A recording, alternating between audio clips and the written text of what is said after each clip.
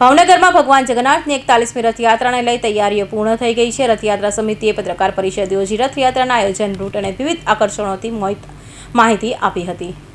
ભાવનગરમાં 16મી જુલાઈના રોજ સુભાષનગર સ્થિત ભગવાનેશ્વર મહાદેવ અને જગન્નાથજીના મંદિરથી ભગવાન જગન્નાથજીની 41મી રથયાત્રા ભવ્ય રીતે નીકળશે। રથયાત્રામાં શહેરના મુખ્ય માર્ગો પરથી પસાર થઈ વિવિધ મંદિરો અને વિસ્તારોમાં ભક્તોને દર્શન આપશે। રથયાત્રાના સમિતિમાં આગેવાનોએ જણાવ્યું હતું કે આ વર્ષે ભગવાન રથને આકર્ષક ફૂલોની સજાવટ, નવા વાઘા અને સાફાથી શણગારવામાં આવ્યા છે। રથયાત્રામાં મિની ટ્રેન, નાસિક ઢોલ, અખાડાઓ અને કરતબ, જિમ્નાસ્ટિક, સ્કેટિંગ, વિવિધ સામાજિક અને ધાર્મિક સંસ્થાઓનો ફ્લોટ તથા જનજાગૃતિ સંદેશ આપતા કાર્યક્રમો મુખ્ય આકર્ષણ રહેશે। પરંપરા મુજબ અષાઢ સુદ બીજના રોજ ભાવનગરની અંદર ભગવાન શ્રી જગન્નાથજીની રથયાત્રાનું આયોજન કરવામાં આવે છે। સ્વર્ગસ્થ ભીખુભાઈ ભટ્ટ પ્રેરિત અને શ્રી જગન્નાથજી રથયાત્રા મહોત્સવ સમિતિ ટ્રસ્ટ દ્વારા આ 41મી રથયાત્રા આગામી 16મી જુલાઈને ગુરુવારના રોજ ભાવનગરની અંદર નેક નામદાર મહારાજા શ્રી વિજયરાજસિંહજી અને યુવરાજ શ્રી જયવીરસિંહજીની પહિંદ વિધિના પછી પ્રસ્થાન થવાની છે। એ પહેલાં ભાવનગરના મુખ્ય આગેવાનો, સંતો, મહંતોની ઉપસ્થિતિમાં આ વિધિ કરીને રથયાત્રાને ગાર્ડ ઓફ ઓનર માજી સૈનિક સંગઠન દ્વારા આપવામાં આવશે અને રથયાત્રા પ્રસ્થાન થશે। આ રથયાત્રામાં દર વર્ષ કરતાં વધારે માહોલ દર્શનાર્થીઓનો થાય એવું અમને અત્યારથી જ દેખાઈ રહ્યું છે। જુલાઈ માસની અંદર રથયાત્રા આવી છે એટલે વરસાદ પણ થયો છે, લોકોમાં પણ ઉમંગ અને ઉત્સાહ છે।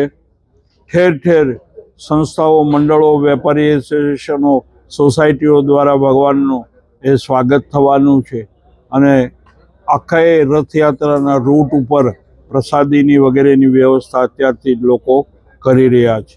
દર વર્ષ મુજબ આપણે ભાવનગરને કેસરિયા માહોલથી જે રીતે રંગીએ છીએ એ પ્રમાણે સ્વાગત કમાનો, ગેટ, વેપારીઓ દ્વારા એ બધી જે સ્પોન્સરશિપ પણ આપવામાં આવે છે અને ભાવનગરને કેસરિયા માહોલથી રંગાઈ રહ્યું છે।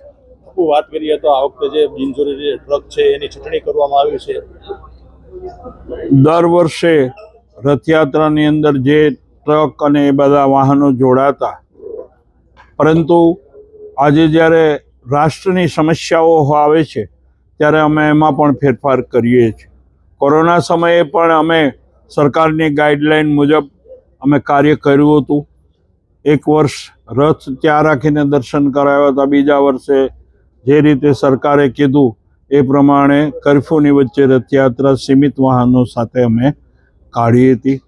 આજે જ્યારે રાષ્ટ્રીય સમસ્યા છે કે વિશ્વના જે અંદર તેલ એટલે કે ઓઇલ, પેટ્રોલ, ડીઝલ અને ગેસની તંગી છે અને આપણા વડાપ્રધાનશ્રીએ પણ આપણને અપીલ કરી છે લોકોને કે ભાઈ મેક્સિમમ વાહનોનો ઉપયોગ કરો જેથી કરીને ડીઝલ, પેટ્રોલની બચત થાય અને જે ડિમાન્ડ છે એને આપણે પહોંચી વળીએ, કોઈ રાષ્ટ્રની અંદર તંગી ન ઉપજે। એને પણ અમે સરકારને સહકાર આપવા માટે ઓછા વાહનોનો ઉપયોગ આ રથયાત્રામાં થાય એ માટે અમે પ્રયત્નો કર્યા છે। ગયા વખતે 82-83 વાહનો હતા, એને બદલે આ વખતે અમે છટણી કરી અને 60 ટ્રકો આ રથયાત્રામાં જોડનાર છીએ। દર વર્ષે બજરંગ દળ, વિશ્વ હિન્દુ પરિષદ, ગણેશ ક્રીડા મંડળ, દુર્ગા વાહિની, જિમ્નાસ્ટિક અને બધા પ્રયોગ અખાડાઓ હોય છે દાવપેચ સાથે। આ વખતે એક પંજાબી અખાડો પણ પંજાબથી આવે છે અને આ રથયાત્રામાં આકર્ષણ રહેશે। ભગવાન દર્શન માટે શહેરભરમાં સ્વાગત દ્વારા ધજા, પતાકા અને રોશનીની વિશેષ વ્યવસ્થા કરવામાં આવી છે। લાખો શ્રદ્ધાળુઓ રથયાત્રામાં જોડાય તેવી અપેક્ષા વ્યક્ત કરવામાં આવી છે। રથયાત્રા દરમિયાન સુરક્ષા, ટ્રાફિક અને સફાઈ માટે પોલીસ મહાનગરપાલિકા અને રથયાત્રાના સમિતિના સ્વયંસેવકો દ્વારા વિશેષ આયોજન કરવામાં આવ્યું છે। સાથે સમગ્ર રથયાત્રાનું યુટ્યુબ અને સોશિયલ મીડિયા પર જીવંત પ્રસારણ પણ કરવામાં આવશે। ફિરોઝ મલેક, ભાવનગર।